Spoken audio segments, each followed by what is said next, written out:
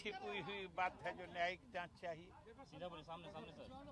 क्या आप मीडिया के सभी साथी घटनाएं किस क्रम से घटी हैं, कैसे इनका सूत्रपात हुआ है, कहां से चीजें शुरू हुई, किस ढंग से तनाव पैदा करने की कोशिश की गई, ये बताइए कि ये किसी से छिपी हुई बात है क्या?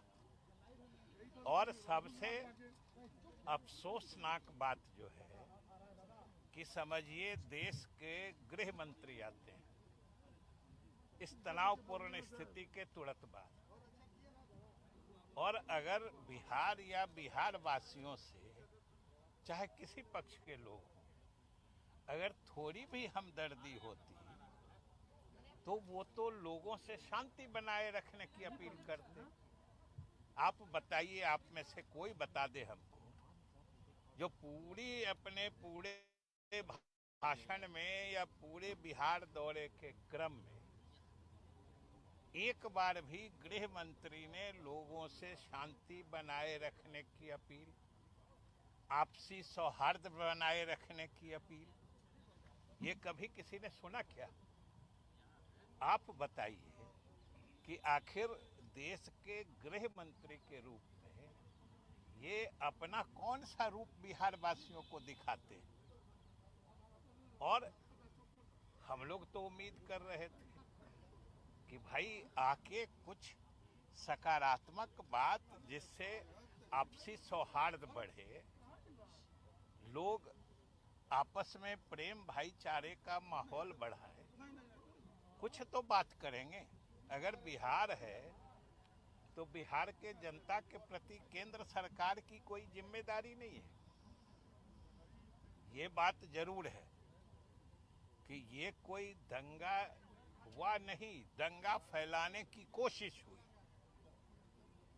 कुछ उपद्रवी तत्वों ने दंगा फैलाने की कोशिश की और सिर्फ सरकार की मुस्तैदी और सख्त कार्रवाई से ये दंगा का वो रूप नहीं ले सका जो हमारे सरकार की जीरो टॉलरेंस की नीति है सांप्रदायिक तनाव या सांप्रदायिक संवेदनशीलता के मामले में। और सबसे बड़ी बात है कि भाई भाजपा के लोग तो नीतीश कुमार के साथ शासन में भी रहे हैं, उनको इस बात का सुबह शक तो नहीं होना चाहिए, और क्या क्या बोल के चले जाते हैं कि भाई इस तरह की बात तो हम लोग उम्मीद भी नहीं कर सकते। कैसी भाषा उन्होंने बोली, आप ही बताइए कि उल्टा लटका देंगे, सीधा सटका देंगे, ये सब देश के गृह मंत्री की भाषा होती है, और ये तो सस्ती लोकप्रियता की भाषा होती है। और सबसे बड़ी बात है कि हम सरकार की तरफ से और महागठबंधन की तरफ से बिहार के लोगों को और देश के लोगों को भी आश्वस्त करना चाहते हैं कि हम लोग नीतीश मॉडल पे चलते हैं, और नीतीश मॉडल यही है जिसके साक्षी और गवाह भाजपा के लोग भी रहे हैं कि हम लोग समाज में आपसी प्रेम, आपसी भाईचारा, आपसी सद्भाव विकसित करके दंगा होने नहीं देने की स्थिति पैदा करते। और ये उल्टा लटकाना, सीधा लटकाना, ये तो बेचैनी की भाषा है। ये लगता है कि जैसे जैसे चुनाव नजदीक आ रहा है, भाजपा के वरिष्ठतम नेतागण भी भाषाई मर्यादा भूल रहे हैं। अब बोलिए, देश का गृह मंत्री ऐसी भाषा बोलता है?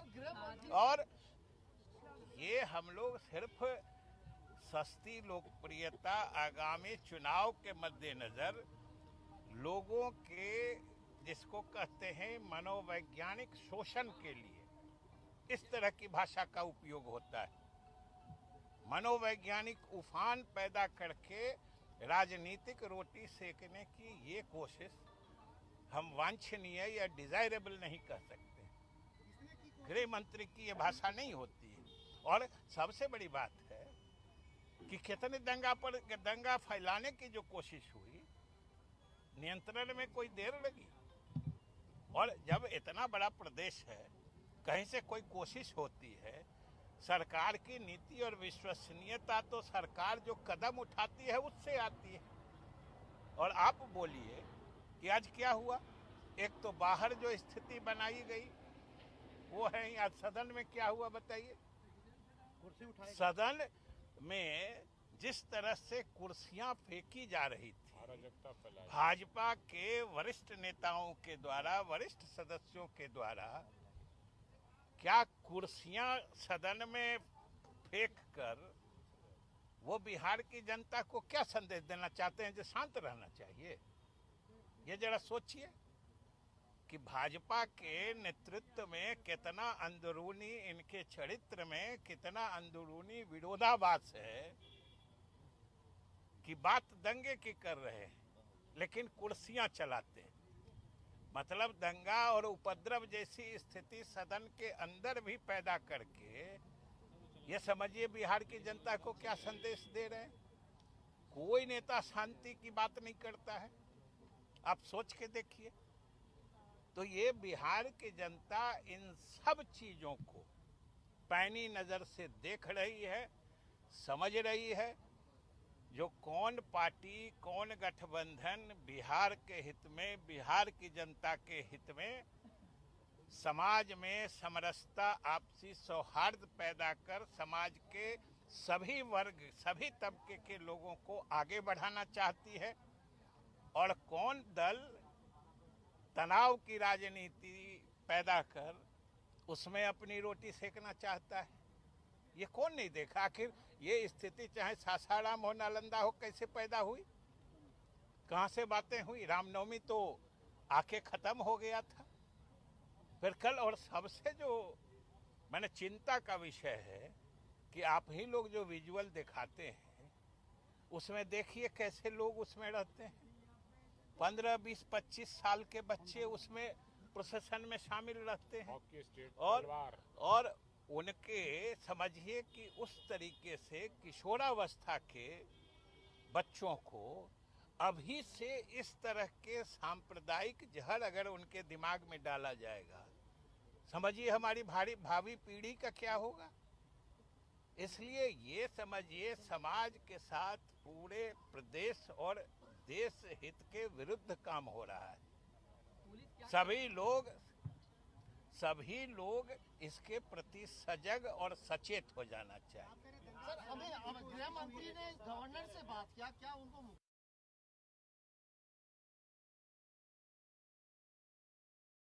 है? जवाब भी इसी में निहित है जो आपने कहा कि ये भी उनकी कार्यशैली का प्रमाण है कि किस तरह के से राज्य प्रशासन को और राज्य सरकार को अकारण नीचा दिखाने की कोशिश करते हैं।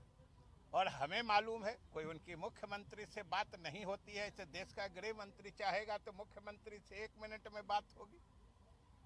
जो राज्य की सरकार का मुखिया होता है उससे नहीं बात करके राज्यपाल से बात करना, वैसे वो स्वतंत्र है, वो जिससे चाहे बात करे। लेकिन ये समझिए जानबूझकर राज्य सरकार और इस प्रदेश प्रशासन को नीचा दिखाने की या इसके महत्व को कमतर करने की कोशिश है, जिसको बिहार की जनता बहुत ही संवेदनशीलता से देख रही है। उन्होंने ये भी कह दिया था कि फायदा नहीं है स्टेट गवर्नमेंट से बात।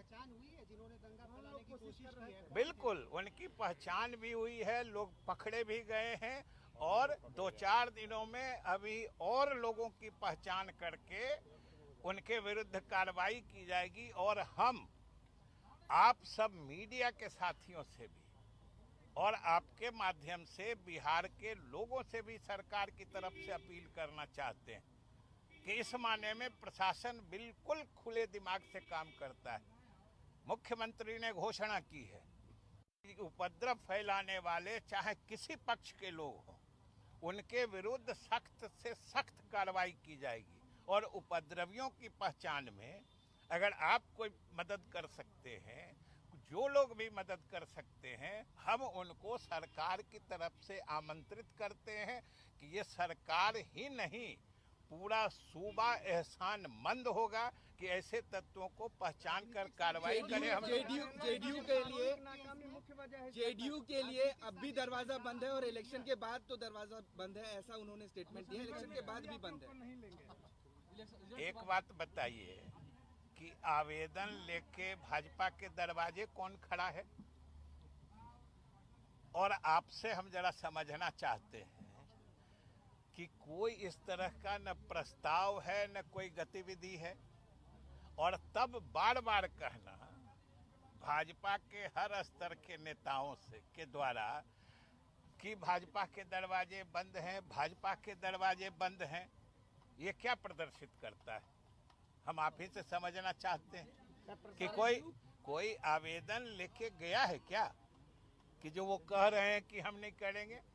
ये बार बार कहना अपने आप में प्रमाण है कि जदयू और नीतीश कुमार के बिना वो खुद हताश महसूस कर रहे हैं, जिसके लिए बेचैनी है कि वो अरे कोई जाना चाहता नहीं है तो हम नहीं लेंगे, हम किसी हाल में शामिल नहीं करेंगे। ऐसे बातों को कैसे देखते हैं? कह रहे हैं बीजेपी नेता कह रहे हैं कि हम लोग ताजिया पर ढेला फेंकते हैं क्या? इन सब बातों को आप कैसे देखते हैं? नहीं, ढेला देखिए, ढेला अगर किसी के प्रोसेशन पर कोई ढेला फेंकता है सरकार इसको गलत मानती है। और जो लोग भी ढेला, हमने कहा, हमने तो आप लोगों से भी अपील की है कि आप ऐसा विजुअल चलाइए कि ढेला फेंकने वाला पहचान में आ जाए, सरकार अनुग्रहित होगी। सही उपद्रवकारियों की पहचान करके कार्रवाई हम लोग करना चाहते हैं। लेकिन भाई आप लोग भी तो तमिलनाडु वाला वीडियो कितना चला दिए, क्या हो गया? असली वीडियो न चलाइए। एक आदमी सवाल ये है कि बार-बार ऐसी घटनाएं क्यों हो रही हैं जहां पर पुलिस की टीम पर भी अटैक हो जा रहे हैं? क्या? पुलिस को आपने सारे संसाधन सुविधा मुहैया कराए हैं, ठीक है, लेकिन आए दिन पुलिस की टीम पर हमला होता है, दंगा भी हो गया, चलिए वो साजिश है, लेकिन इस आपने फिर ये नहीं समझा, साजिश तो जो है अगली अपनी जगह पर है, दंगा हो गया ऐसी बात नहीं है। दंगा फैलाने की सिर्फ कोशिश भर हुई और सरकार की सख्ती और मुस्तैद कदम ने दंगा होने से रोक दिया। इसको ऐसे कहा करिए, आप ही लोग गलत व्याख्या कर दीजिएगा। सर आज जैसे घटक दलों ने डिमांड किया है कि आरएसएस और बजरंग दल पे बैन होना चाहिए, क्या वो तो एक अलग मामला है। और हम लोग क्या बैन करेंगे? देश के प्रथम गृह मंत्री जो सरदार वल्लभ भाई पटेल थे, जिनको ये लोग इतनी ऊंची जगह